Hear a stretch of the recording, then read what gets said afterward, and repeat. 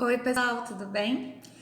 Então, na última aula, né, a gente falou sobre a questão palestina, né, que assim é um dos maiores, é um dos conflitos mais longos, né, do mundo contemporâneo, vamos dizer assim, do século 20 e 21, e é um conflito que infelizmente não tem perspectiva que se acabe, tá? Então a gente viu, né, que Israel foi arrasador, né, contra os palestinos e os países árabes, tá?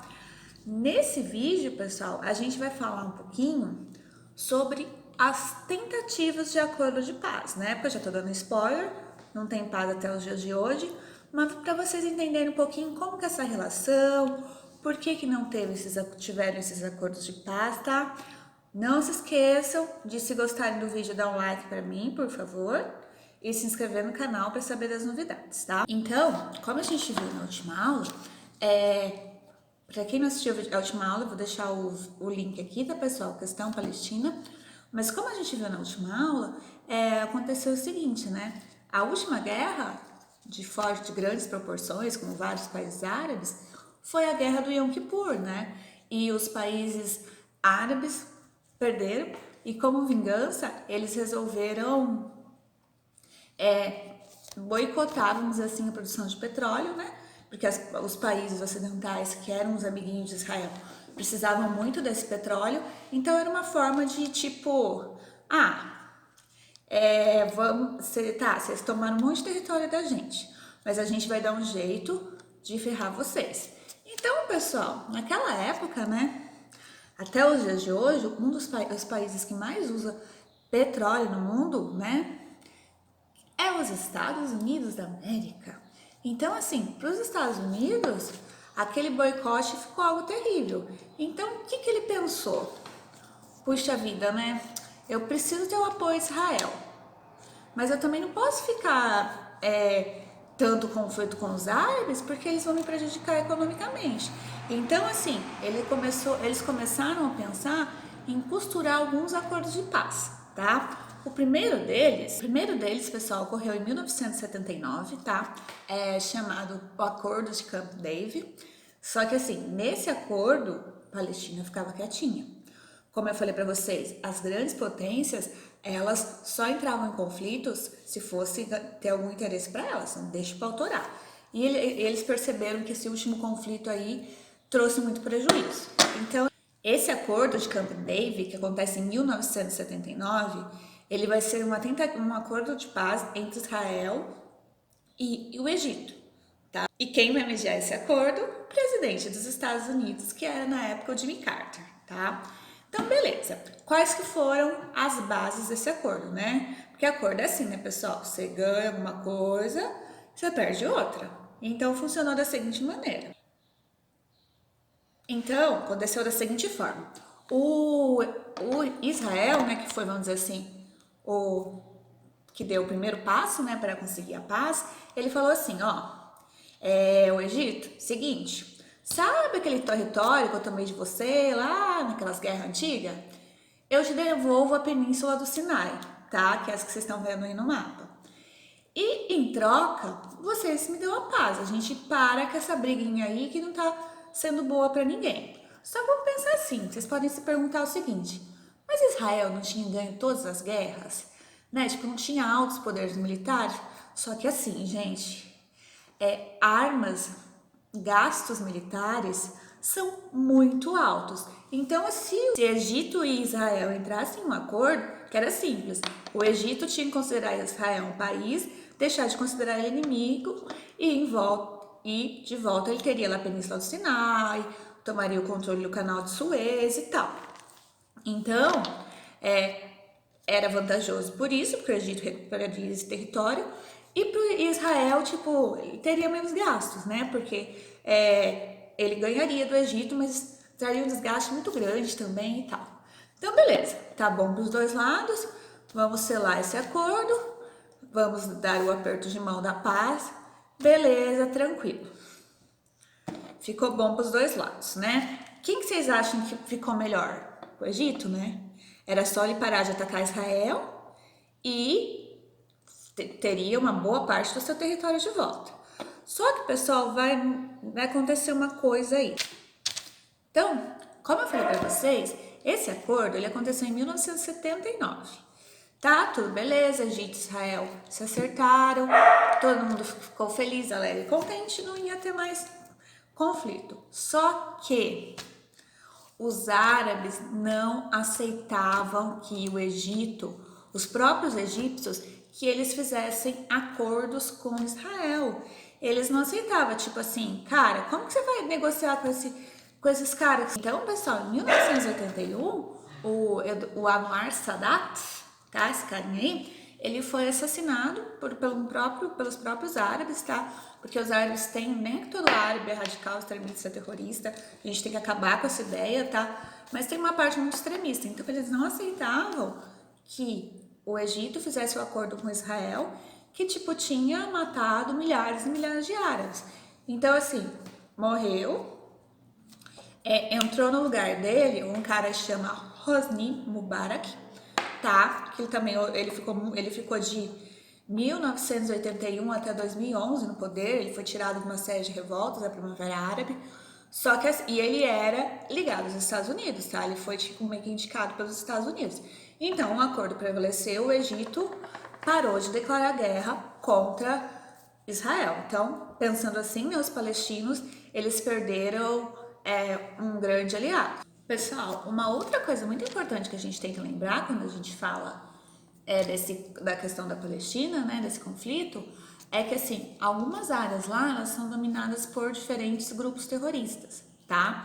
Então assim, eu vou citar três, para explicar para vocês mais ou menos como que funciona, e que são os mais importantes. Então a gente tem Hamas, tá? O Hamas, ele comanda a faixa de Gaza, tá? Que seria o território da Palestina, uma partezinha do território da Palestina. E temos o Hezbollah, tá? O Hezbollah, ele é um grupo terrorista no Líbano, ele tem um partido político e tal. E assim, só que eles são bem extremistas, tá? Eles não aceitam que o Estado de Israel exista. Para eles têm que acabar com o Estado de Israel, não pode ter acordo de forma alguma. E o outro é o Fatah, tá? Eu acho que eu já falei dele no outro vídeo. Ele, vamos dizer assim, ele seria um pouquinho mais moderado. O Fatah, ele é o partido da ANP, tá? Que é a Autoridade Nacional da Palestina, que, tipo, representa os direitos da Palestina na ONU e tal. Depois eu vou explicar como que funciona essa participação da Palestina na ONU, tá? E teve como grande líder esse carinha aí, tá? O Yasser Arafat. Guarda a carinha dele, que ele vai ser muito importante numa outra tentativa de acordo de paz, tá? Então, esses grupos terroristas, eles começam a surgir a partir dos anos 80, tá? E vocês sabem como que é a prática de um grupo terrorista. Como eles sabiam que eles não conseguiam, se fosse mano a mano ali, os árabes nunca iam derrotar os israelenses, os judeus. Então, assim, eles achavam que eles poderiam fazer alguns ataques pontuais, tá? Pra de alguma forma causar medo, terror no povo Israel. É uma coisa muito triste, pessoal, que eles usavam muito crianças, usam ainda, infelizmente, né? Crianças bombas. Estão vendo? Eu tô passando algumas fotos aí para vocês verem desses grupos terroristas, tá? Então eles usam crianças, eles amarram as bombas no corpo da criança para ela se explodir, tá? E aí matar, nem que seja meia dúzia de pessoas israelenses, uma forma de impor, assim, o seu poder, vamos dizer. Só que assim, aí vocês podem ficar pensando, gente, mas como que uma mãe deixa isso acontecer? O filho virar homem-bomba? Por incrível que pareça, pessoal, esses grupos terroristas, vamos falar agora especificamente do Hamas, que atua na faixa de Gaza, ele tem muita influência sobre o povo palestino. Ele é meio que adorado mesmo, sabe? Por quê? Vamos supor, a família tem 6 filhos. Chega lá um integrante do Hamas e fala, ó, eu preciso de 2 para sacrificar por Alá. Ele vai conhecer o reino dos céus, que a nossa causa é justa, e eu ajudo você a sustentar os outros 4, a cesta básica e tal. A mulher praticamente a família não tem escolha, então ele dá os 2 em sacrifício para conseguir sustentar os outros 4. E na cabeça dessas pessoas, dessas famílias, eles estão certos. tá? Eles estão ajudando, eles não são levadores, ele vai fazer, ele vai estar fazendo algo muito bom pela nossa religião, né? Tipo, ele tá ajudando, vai encontrar lá e tal. Então eles acham que estão fazendo a coisa certa, né? Então, só para vocês entenderem por que tem tanto apoio, né? Porque eles estão cansados de se ferrar a vida inteira, né? De ser só atacados por judeus, por potências ocidentais. Então, quando ele vê, nem que seja um grupo terrorista que fala assim, ah, eu vou dar uma ajudadinha, ele agarra com unhas e dentes, tá? Então, pessoal, continuando. Palestina é nossa casa. Nós nascemos aqui, nós vivemos aqui, nós amamos aqui. Não odiamos ninguém, mas desprezamos a injustiça. Na paz acreditamos. Pela liberdade, nós lutamos. Nós temos o direito de viver em paz em nossa Palestina. Nós temos o direito de viver em paz em nossa Palestina. Por isso, temos a intifada. Pessoal, esses versos que eu acabei de falar, tá? Ele foi um cântico, vamos dizer assim, entoado pelos palestinos no que a gente chama da primeira intifada, tá? Que acontece em 1987. O que é a intifada, tá? Se a gente pegar a tradução literal, seria o despertar. Então, tipo assim, eles estão despertando para reagir contra os judeus. Então, vocês estão vendo, ou a gente chama também de Guerra das Pedras, tá? Vocês estão vendo umas imagens aí, pessoal? É realmente isso que acontecia. Os palestinos iam com pedras, tá? Paus, gravetos, os que eles tinham lá, e começavam a jogar contra os tanques israelenses. Logicamente que tinha os grupos terroristas, mas assim, o contexto geral, o povo, vamos dizer assim, a população civil, eles estavam tentando, era uma manifestação que não era violenta, né, para mostrar que eles não estavam aceitando o que estava sendo feito com eles. As intifadas, elas foram praticamente feitas pela população civil, sem armas, que era uma forma de protesto, pessoal, por causa dos assentamentos de judeus que Israel estava construindo em algumas áreas da Palestina. Então, tipo assim, vamos pensar na rua de vocês, tá? Tem a sua casa, aí tem, vamos supor, aí tem no outro quarteirão, mora a sua vó. Eles destroem aquele quarteirão e colocam os judeus lá no meio, sem saber, sem se importar o que vai acontecer com a sua avó, tá? Então, esses eram os assentamentos judeus. Eram como se fossem ruas onde moravam judeus, num local cercado por palestinos. Então, tipo, que era uma forma de, na verdade, era uma forma de os judeus estarem vigiando os palestinos ali, se preparando para algum novo ataque. Então, eles estavam inconformados, eles, tipo, eram tratados muito mal também. O exército israelense é muito violento contra os palestinos. Então, eles fizeram essa primeira intifada, tá? Então, pessoal, a primeira intifada, ela vai acontecer em 1987, tá? A segunda intifada, ela vai acontecer nos anos 2000. Mas de 1987 até 2000, muita coisa vai acontecer, tá? Entre Israel e Palestina, ok? Então, 1979 teve o acordo de Camp David, né? Com o Egito e Israel. Agora, pessoal, vai surgir um novo acordo, tá? Que é chamado Acordo de Oslo. Isso em 1993. O Yasser Arafat, que eu falei para esse carinha que eu falei para vocês já, dele, né? Que ele era tipo como se fosse, tipo um presidente. Como a Palestina não era considerada um país, não podia ser um presidente. Mas ele era um dos líderes ali, apesar de ele ter sido terrorista anteriormente, ele era um dos líderes para tentar trazer essa paz aí para Israel e Palestina, tá? Então, e logicamente, né, pessoal, quem que era o juiz desse acordo? Estados Unidos da América, né? Estados Unidos da América, tipo, é a ONU, né? Vamos fazer com que esse conflito acabe, que esses países entrem em paz. Então, beleza. Chama Acordo de Oslo, ele aconteceu em Oslo, que é uma cidade da Noruega, e para mostrar a questão da imparcialidade, não sei nem Israel, nem na Palestina, nem nos Estados Unidos, um país neutro ali que não tinha nada a ver com a história, tá? Então, vamos lá, né? O que cada um ofereceu para o outro para selar esse acordo.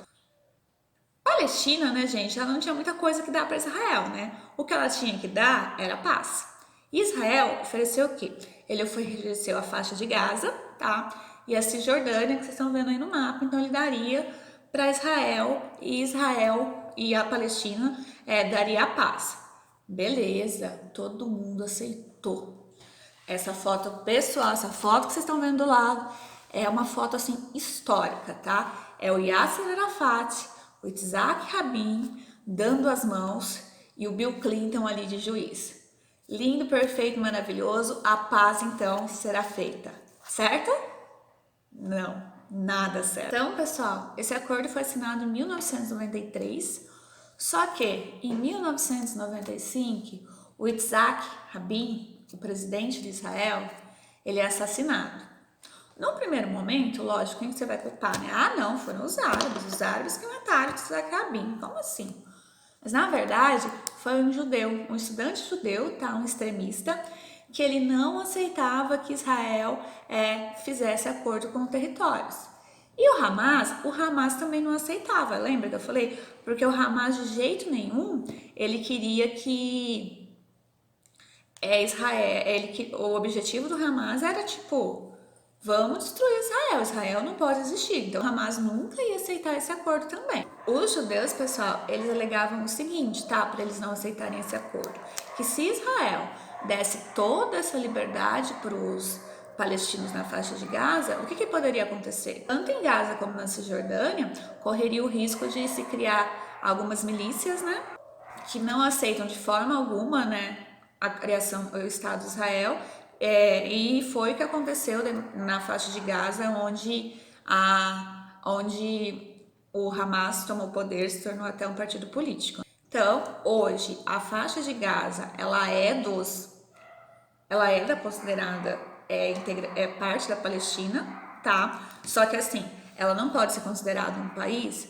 Por quê? Porque ela, apesar dela ser controlada pelos palestinos, ela é cercada militarmente por todos os lados pelo exército de Israel. Israel impede que ela tenha comércios com a maior parte dos países do mundo. Então é um local muito, muito pobre e que as pessoas estão lá praticamente isoladas, tá? Já na Cisjordânia, pessoal, é um pouquinho diferente, tá? A Cisjordânia é de Israel, só que Israel deixa, vamos dizer assim, os palestinos viverem lá, tá? Mas como eu falei para vocês, é aquela questão que tem vários assentamentos palestinos lá, então eles também não têm muita liberdade. Depois eu vou falar do muro da Cisjordânia, que vocês vão entender um pouquinho melhor sobre isso, tá? Então, assim, ela não tem seu território para ser considerado um país.